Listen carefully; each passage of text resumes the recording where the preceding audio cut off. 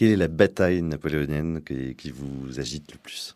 Alors moi, naturellement, c'est la bataille d'Eylau, puisque c'est la... Alors, c'est pas la plus belle bataille napoléonienne, hein, mais pour moi, c'est la bataille d'Eylau, puisque c'est la fameuse charge des 80 escadrons, donc c'est l'équivalent de 12 000 cavaliers qui ont chargé derrière Murat pour enfoncer les carrés russes.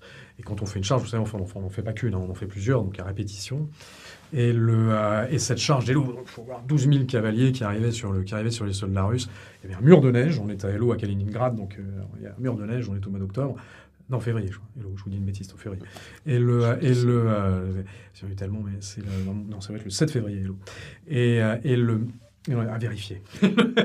C'est impardonnable de ma part. Et vous avez ces charges de Murat, donc imaginez 12 000 cavaliers, 12 000 cuirassiers, donc harnachés.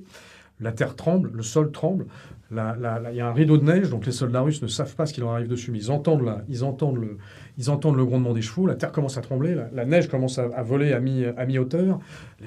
Et d'un seul coup, la rumeur se répand, c'est Murat. Donc Murat crée la panique chez tous ses adversaires. Et là, ils commencent par entendre le bruit des chevaux, le bruit des cuirasses qui claquent et les hurlements. Figurez-vous, dans les mémoires des officiers russes, ils expliquent que dans les carrés russes, vous avez les soldats russes qui mouraient d'un arrêt cardiaque, qui mouraient de peur. Le soldat russe de l'époque, c'était pas un grand sensible. Donc pour qu'il meure de peur, c'est que on ne peut pas imaginer ce que c'est que cette charge d'Eylau. Ils ont pris un tremblement de terre sur le c'était incroyable. Donc voilà.